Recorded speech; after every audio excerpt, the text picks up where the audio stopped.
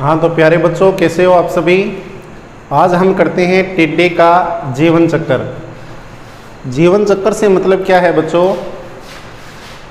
जीवन चक्कर से मतलब ये है कि टिड्डे का कैसे जन्म होता है और कितने दिन में वो बड़ा होता है और कैसे उसकी मृत्यु होती है। ठीक है, तो देखो बच्चों, जीवन चक्कर, पहले मैं ये डायग्राम आपको समझा देता हूँ और इस डायग्राम से सारी कहानी आपको समझ में आ जाएगी। तो बच्चों, ये कहानी शुरू होती है यहाँ से ये कहानी शुरू होती है अंडे से। किससे शुरू होती है? अंडे से। अब अंडा जो है वो ऐसा तो है नहीं कि बगैर नर के ही बन जाएगा, ऐसा तो होता नहीं है।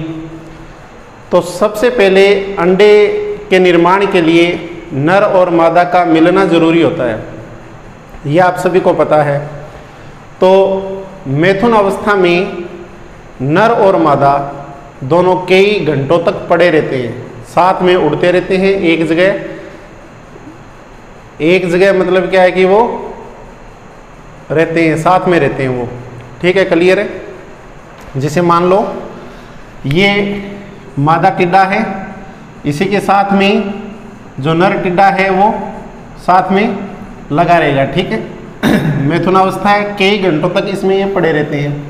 अब बच्चों, होता क्या है, ये कर्म इनका होता कब है? ये कर्म होता है सितंबर के अंतिम पखवाड़े में और अक्टूबर के शुरुआत के पखवाड़े में। ठीक है, यानी सितंबर महीने के अंतिम दिनों में और अक्टूबर के शुरुआत में। इतनी बात तुम्हारी समझ में आ गई होगी। अब इसके बाद में देखो, नर और मादा दोनों कई घंटों तक मैथुनावस्था में पड़े रहते हैं, एक साथ चिपके रहते हैं। कहने का मतलब एक साथ चिपके रहते हैं। ठीक है, क्लियर हो गई ये बात। उसके बाद में नर जो है वो मर जाता है, लेकिन फिल्म अभी बाकी है मेरे दोस्त। आगे देखो होता क्या है। अब वो मादा जो है वो मुलायम मिट्टी की तलाश में रहती है, रेत की तलाश में रहती है। वो वहाँ पे वो क्या करती है, अपने आपको पता है उदर में 11 खंड होते हैं और 11 खंड के अंतिम जो खंड होते हैं ना, वहाँ पे अंडकोष्ठ होता है। ये देखो मैं आपको समझाता हूँ। यहाँ ये जो संरचना है ना, ये जो संरचना है, ये संरचना इस तरह से होती है इसकी, इस तरह से। ठीक है, ये तो ये जो भाग है, ये भाग जो है ये अंडरोपक होता है, अंडकोष्ठ बोलते हैं इसको। इसके अंदर 40 अंडे होते हैं, 40 अंडे। ठीक है, तो शुरुआत जीवन चक्र की जब आप लिखोगे तो उसमें 3 ही पॉइंट आपको लिखने हैं, अंडा, शिशु और प्रौढ़। तो अंडे की कहानी ये है कि सितंबर के अंतिम पखवाड़े में और अक्टूबर के शुरुआती पखवाड़े में मादा व नर मैथुनावस्था में चिपके रहते हैं। उसके बाद में नर मर जाता है और मादा मुलायम मिट्टी देख करके वहाँ पर गड्ढा बनाती है। अब गड्ढा बनाएगी कैसे? वो अपने पंखों के द्वारा, पैरों के द्वारा वो गोल गोल घूमती है, अपने सर को ऊपर करके, अपने सिर को ऊपर करके वो गोल गोल घूमती है, जिससे क्या होता है, ज़मीन में गड्ढा बन जाता है। और गड्ढा बनने के बाद इसी भाग से वो एक झागदार चिपचिपा पदार्थ निकालती है, चिपचिपा पदार्थ। ठीक है, चिपचिपा पदार्थ निकालती है। और पदार्थ निकालने के बाद ये वाइट कलर का, सफ़ेद रंग का, जिस तरह से कैल्शियम होती है ना, पाउडर होता है, उस तरह से ये एक चिपचिपा पदार्थ होता है जो गड्ढे के अंदर नीचे की ओर लग जाता है, मिट्टी को गीला कर देता है और ये परत बना लेता है। जिस तरह से एक, मान लीजिए सीमेंट सूख जाती है, सीमेंट की तरह ये सूख जाता है। सूखने के बाद इसके अंदर ये 40 अंडे दे देती है। 40 अंडे देने के बाद कुछ टाइम बाद ये भी मर जाती है। ठीक है, अब इसके बाद में अंडे 9 महीने तक देखो, मान लो अक्टूबर में इसने अंडे दिए। ठीक है, अक्टूबर में अंडे दिए तो अक्टूबर से आप 9 महीने काउंट करो, यानी जुलाई तक ये अंडे जो हैं वो तैयार हो जाते हैं। किसके लिए? इसके अंदर शिशु तैयार हो जाता है। अब फिर बात देखो ध्यान से, इस अंडे में अंडे से सीधा शिशु निकला है। शिशु निकला है, कैसे निकला है? अंडा जो है वो जैसे ही नमी के संपर्क में आता है, उपयुक्त परिस्थिति जब अनुकूल परिस्थिति जब आती है तो अंडा जो है ना वो फूट जाता है। फूटने के बाद उससे शिशु बाहर निकलता है। इस टाइम जो शिशु होता है ना उसके पंख नहीं होते और उसके शरीर पर काइटिन का आवरण होता है। क्या होता है? काइटिन का। अब वो फड़फड़ाने लग जाते हैं, भोजन की तलाश में इधर उधर गमन करने लग जाते हैं। अब वो भोजन खाएंगे, खाने के बाद में क्या है कि उनके शरीर का विकास होगा, तो वो काइटिन के आवरण को त्याग देंगे। काइटिन के आवरण को त्याग देंगे और काइटिन का आवरण त्यागते हैं, इसको निर्मोचन कहते हैं। यानी इनकी त्वचा दूसरी आ जाती है। ठीक है, काइटिन के आवरण को त्याग दिया, दूसरी त्वचा इन पर आ गई, इसको निर्मोचन कहा जाता है। फिर आगे देखो बच्चों, ध्यान से समझो इस बात को। अंडा है, अंडे के बाद में इसमें शिशु बना है और शिशु 5 से 6 बार निर्मोचन करता है। अपनी काया को 5 से 6 बार बदलता रहता है। बदलने के बाद में ये वयस्क में बदल जाता है, वयस्क बन जाता है ये। अब देखो, क्या अंडे से कोई लार्वा निकला? नहीं निकला। क्या कोई प्यूपा बना? नहीं बना। नहीं बना ना। लार्वा का मतलब, प्यूपा का मतलब बच्चों, ये देखो जैसे मान लो ये अंडा है और अंडे के बाद में ये लार्वा इस तरह से बनता, कोई इस तरह से लार्वा बनता और इसके बाद में ये प्यूपा यानी इसकी शकल बनती, इसके अंदर। ठीक है, लेकिन ऐसा भी नहीं हुआ ना। तो जब आप इसको सीधा लिख दो, अपूर्ण कायांतरण है ये। क्या है? अपूर्ण कायांतरण, क्योंकि लार्वा नहीं बना, प्यूपा नहीं बना। लार्वा नहीं बना है, प्यूपा नहीं बना है, तो ये अपूर्ण रूपांतरण कह सकते हो आप इसको। ठीक है, टिड्डे में अपूर्ण रूपांतरण पाया जाता है, अपूर्ण रूपांतरण। और आप इसकी परिभाषा क्या लिखोगे कि टिड्डे में अंडे से सीधा शिशु और शिशु से वयस्क का निर्माण होता है और लार्वा व प्यूपा अवस्था नहीं पाई जाती, इसलिए इसे अपूर्ण स्थानांतरण कहते हैं। ये इतनी बात हो गई। अब बच्चों, जो अंडा है आपको पता है, मैंने बताया उपयुक्त परिस्थिति में, अनुकूल परिस्थिति में इससे शिशु बाहर आता है और वो शिशु भोजन जैसे ही भोजन की तलाश में इधर उधर जाता है और भोजन खाता है तो उसके अंदर जो काइटिन का आवरण होता है वो त्याग दिया जाता है, इसे निर्मोचन कहा जाता है। और फिर ये धीरे धीरे कुछ दिन बाद, जैसे देखो अंडे से शिशु निकला, ये प्रथम अवस्था है और प्रथम अवस्था के बाद में फिर ये दूसरी अवस्था में आ गया कुछ दिनों बाद में। तो दूसरी अवस्था में आया है, यहाँ तक भी इसके पंख नहीं आए हैं। जब ये तीसरी अवस्था में आएगा तो इसके पंख आ जाएंगे। ठीक है, ये देखो तीसरी अवस्था हो गई, फिर ये कुछ दिनों बाद चौथी अवस्था प्राप्त करेगा, फिर ये 5वीं अवस्था प्राप्त करेगा और फिर ये 6ठी अवस्था यानी पूरा वयस्क तैयार हो जाएगा, वयस्क बन जाएगा ये। तो इसने 5 से 6 बार अपनी काया का बदलाव किया है, अपने शरीर में बदलाव किया है। देखो बदलाव का मतलब क्या है, जैसे हमारे घर में बच्चा होता है, उस टाइम वो बच्चा जो है एक अलग शक्ल का होता है, उसके हाथ पैर पूरे विकसित नहीं होते। फिर वो जब 8वीं क्लास में हो जाता है तो वो पूरा एक मतलब छात्र या छात्रा बन जाती है, उसकी पूरी शेप अलग हो जाती है, वो शिशु जैसा नहीं रहता। फिर वो जब 30 साल का 25 साल का हो जाए तो वो पूरा वयस्क हो जाता है। उसके बाद में जब वो 60 साल 70 साल का होता है तो वो पूरा लट्ठी लेकर के चलता है, मतलब बूढ़ा हो जाता है। उसी तरह से देखो शरीर के अंदर क्या आया, परिवर्तन आया ना। 60 साल वाला 2 महीने वाले जैसा नहीं है ना, और 2 महीने वाला जो है वो 10 साल वाला नहीं है।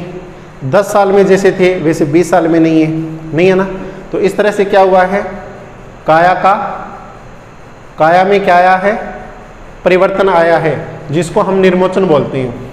तो इस तरह से क्या हुआ, 5 से 6 बार इसने अपनी काया का निर्मोचन किया और निर्मोचन करने के बाद में ये वयस्क बन गया।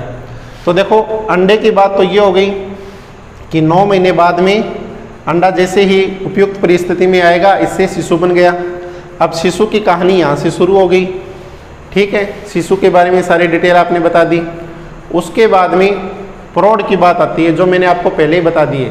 प्रौढ़ में आप क्या लिखोगे, नर मादा से मैथुनावस्था के बाद ही मर जाता है और मादा अंडे देने के कुछ दिनों बाद में मर जाती है। आगे बात समझ में, ये इसका जीवन काल है, ये इसका जीवन चक्र है।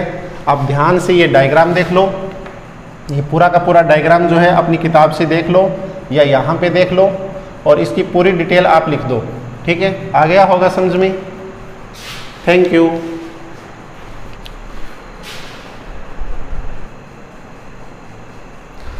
देखो बच्चों, कृषि में मेहतव, टिड्डे का कृषि में मेहतव, इसके बाद में ये लेसन पूरा है। सारी वीडियो इसके पीछे की तैयार हो गई है, बन गई है। कृषि में मेहतव क्या है, टिड्डा वैसे तो देखो अपने चिबुकास थी दांतों से फसलों को खाता है, चबाता है, नुकसान पहुंचाता है। किसान के लिए ये फायदेमंद नहीं है, लेकिन फिर भी खांसी हो रही है, फिर भी इसके कुछ फायदे हैं फिर भी इसके कुछ फायदे हैं। क्या फायदे हैं बच्चों, देखो आपको पता है इकोसिस्टम आपने पढ़ा है, इकोसिस्टम आपने पढ़ा है ना, तो पारिस्थितिक तंत्र में इसकी अहम भूमिका होती है। क्या भूमिका है, ऐसा नहीं है कि अगर ये नहीं होगा तो पारिस्थितिक तंत्र जो है वो प्रभावित ही हो जाएगा, ऐसा नहीं है।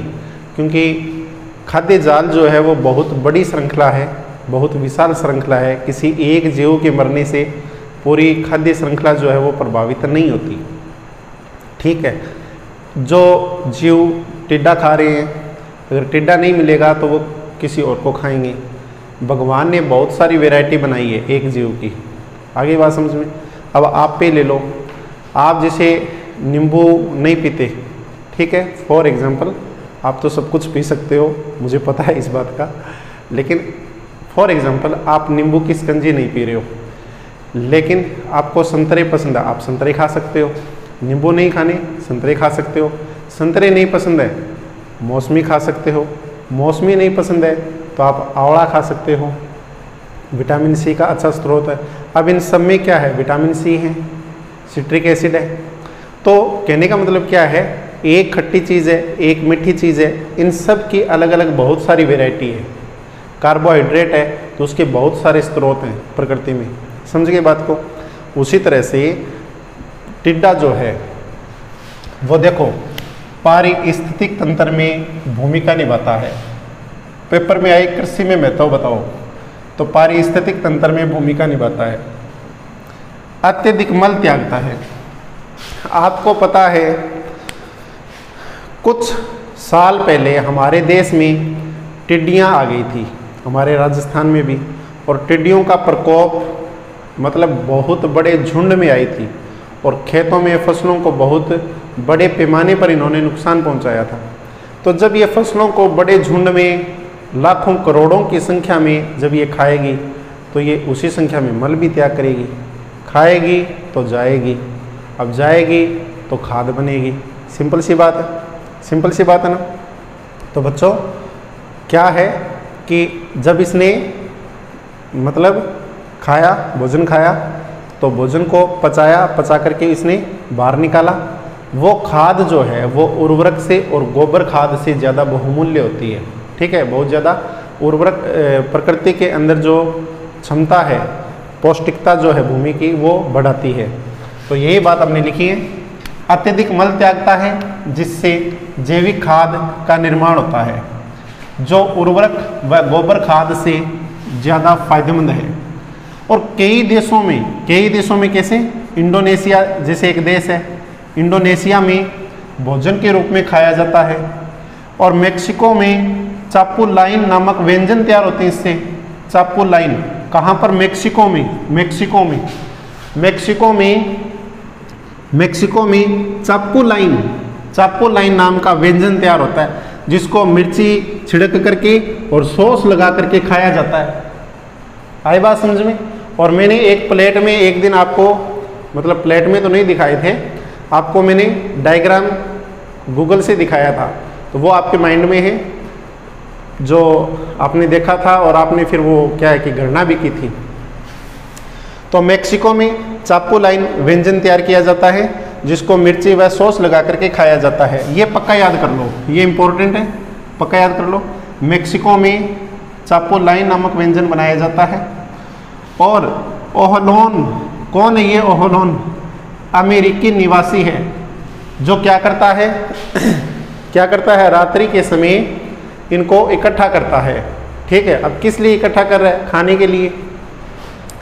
इसके अलावा डेगुमेन नाइट मार्केट, डेगुमेन नाइट मार्केट क्या है? चीनी खाद्य बाजार है, चीनी खाद्य बाजार है, वहाँ पर भोजन के रूप में इसको वितरित किया जाता है। तो ये इसका कर्से में महत्व हो गया। पूरी डिटेल आपको मैंने करवा दी है। ये वीडियो जिसको याद हो गई वेरी गुड, और पीछे वाली वीडियो यदि आपने नहीं देखी है तो वो वीडियो देखो।